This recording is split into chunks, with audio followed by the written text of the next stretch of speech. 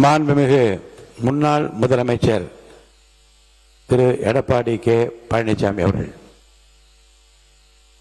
மாண்புமிகு பேரவைத் தலைவர்களே, தமிழ் தாய் வாழ்வு குறித்து அரசின் தனி தீர்மானத்தை மாண்பு முதலமைச்சர் அவர்கள் இங்கே முன்மொழிந்திருக்கின்றார்கள்.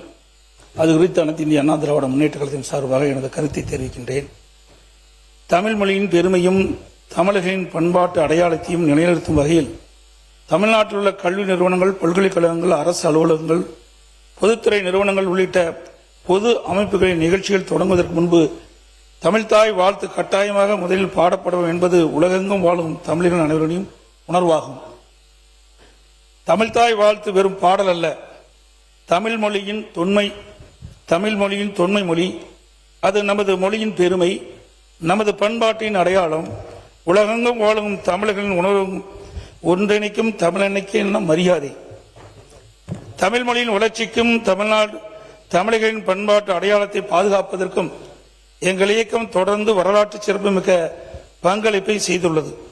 1968ஆம் ஆண்டு சென்னையில் 2வது உலக தமிழ் மாநாட்டை அண்ணா அவர்கள் நடத்தினார்கள். 1981ஆம் ஆண்டு மதுரையில் 5வது உலக தமிழ் மாநாட்டை பொன்மனச்செம்மல் புரட்சித் தலைவர் எம்ஜிஆர் அவர்கள் நடத்தினார்கள். 1995ஆம் ஆண்டு தஞ்சாவூரில் 8வது உலக தமிழ் மாநாட்டை இதே புரட்சித் தலைவர் அம்மா அவர்கள் நடத்தினார்கள். தமிழின் பெருமையை உலக அரங்கிற்கு எடுத்துச் சென்றார்கள். இம்மாநாடுகள் தமிழ் மொழி குறித்து உலகளாவிய ஆய்வுகள் வளர்வதற்கு பெரும் பங்களிப்பை செய்தன.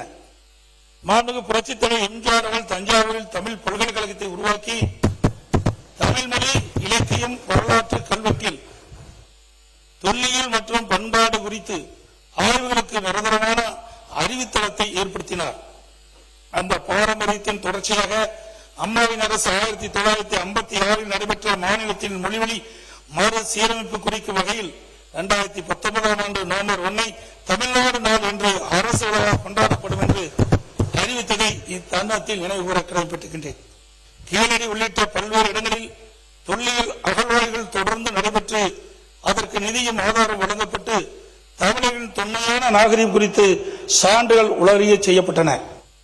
எனவே உலக தமிழ் மாநாடுகள் முதல் தமிழ் பல்கலை வரை, தமிழ்நாடு நாள் முதல் தொல்லியல் ஆய்வுகள் வரை தமிழ் மொழியின் வளர்ச்சிக்கும் தமிழர் வரலாற்றின் பெருமைக்கும் தொடர்ந்து பங்களித்த இயக்கம் அனைத்து இந்திய அண்ணா திராவிட முன்னேற்ற கழக இயக்கம் என்பதை பெருமையோடு இந்த அவையில் பதிவு செய்கின்றேன். தமிழ்தாய் வாழ்த்து பாடப்படுவது யாருக்கும் எதிரான நடவடிக்கை அல்ல. அது தமிழுக்கு நாம் செலுத்தும் மரியாதை, நமது தாய்மொழிக்கு செலுத்தும் வணக்கம், தமிழர்களின் பண்பாட்டு அடையாளத்தின் வெளிப்பாடு. தேசப்பற்றும் மொழிப்பற்றும் ஒன்றுக்கொன்று எதிரானது அல்ல. நாம் இந்தியர்கள் என்பதில் பெருமை கொள்கின்றோம். நாம் தமிழர் என்பதில் அதே அளவு பெருமை கொள்கின்றோம். அரசியலில் நமக்குள் 1000 கருத்து வேறுபாடுகள் இருக்கலாம். ஆனால் தமிழ் என்று வரும்போது நாம் அனைவரும் தமிழர்கள். தமிழின் உரிமை என்று வரும்போது இந்த பேரவை ஒரே குரலில் ஒலிக்க வேண்டும். அந்த அடிப்படையில் தமிழ்நாட்டில் அமைந்திருக்கும் அனைத்து கல்வி நிறுவனங்கள், பல்கலைக்கழகங்கள், அரசு அலுவலகங்கள், பொதுத்துறை நிறுவனங்கள் உள்ளிட்ட பொது அமைப்பின் நிகழ்ச்சிகளிலும் நிகழ்வு தொடங்குவதற்கு முன் தமிழ்தாய் வாழ்த்து கட்டாயம் முதலில் பாடப்பட வேண்டும் என்ற இந்த அரசின் தனி தீர்மானத்தை அனைத்து இந்திய அண்ணா திராவிட முன்னேற்ற கழகத்தின் சார்பாக முழு மனதோடு ஆதரிக்கின்றேன். தமிழ் வாழ்க, தமிழர் வாழ்க, தமிழ்நாடு வளர்க. நன்றி, வணக்கம்.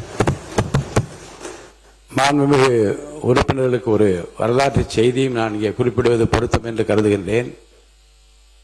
தமிழ்தாய் வாழ்த்து 1970ஆம் ஆண்டில் இருந்து பாடப்பட்ட அந்த வரலாற்று செய்தியோடு இந்த மாண்புமிகு பேரவையில் 1991ஆம் ஆண்டுதான் முன்னாள் முதலமைச்சர் புரட்சி தலைவி ஜெயலலிதா அம்மா அவர்கள் முதலமைச்சராக இருந்தபோது முதல் முறையாக பேரவையில் தமிழ்தாய் வாழ்த்து பாடிதான் தொடங்க வேண்டும் என்கின்ற அந்த நடைமுறை பின்பற்றப்பட்ட அந்த வரலாற்று செய்தி இங்கே குறிப்பிடுவது பொருத்தம் என்று கருதுகின்றேன்.